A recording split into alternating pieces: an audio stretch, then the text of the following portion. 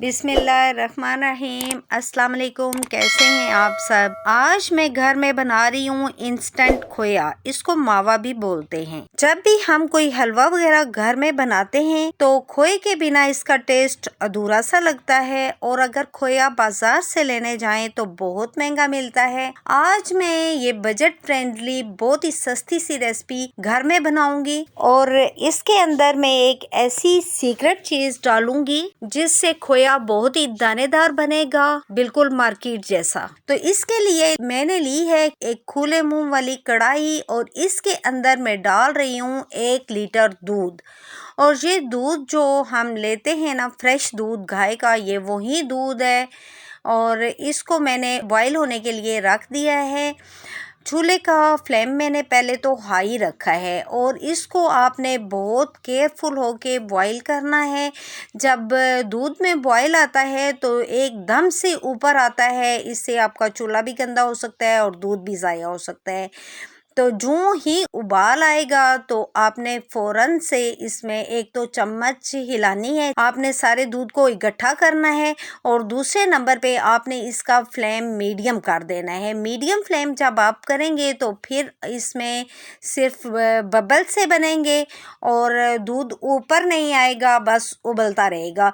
और जब इसकी क्वांटिटी हाफ रह जाएगी ना, तो फिर मैं आपसे मिलती हूँ दोबारा।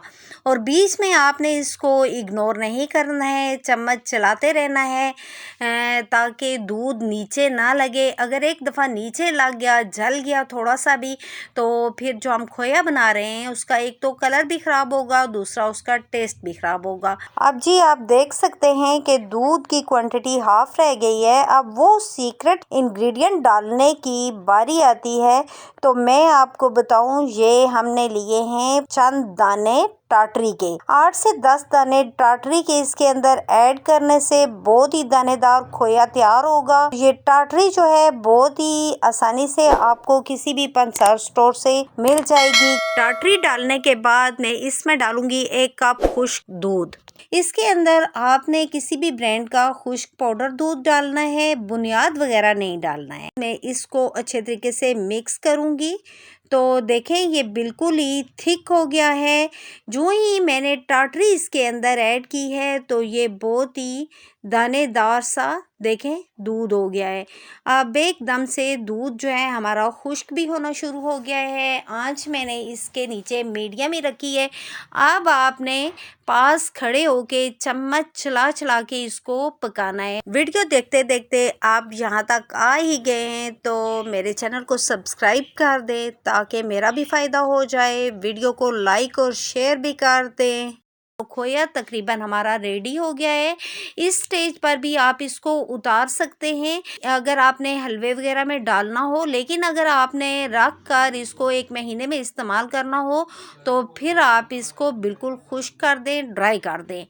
और ये सारा इकट्ठा होना शुरू हो गया है। हमने इसके अंदर कोई घी, ऑयल, बटर वगैरह कुछ भी नहीं डाला, ना ही देसी घी।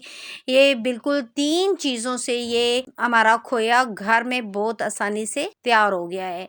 तो अब इस खोए को हम निकाल लेते हैं एक प्लेट में। तो देखें ठंडा होने के बाद खोया कुछ इस स्टेज में आ गया है, बिल्कुल जिस तरह से हम मार्केट से लेकर आते हैं। तो ये खोया तो हमारा तैयार हो गया है। इसको अब हम फ्रिज में रख देंगे। देखें बहुत ही बजट फ्रेंडली है। प्लेट भर कर खोया हमने 1 लीटर दूध से कितनी आसानी से घर में तैयार कर लिया है। इंशाल्लाह मेरी नेक्स्ट वीडियो जो आएगी वो गाजर के हलवे की होगी।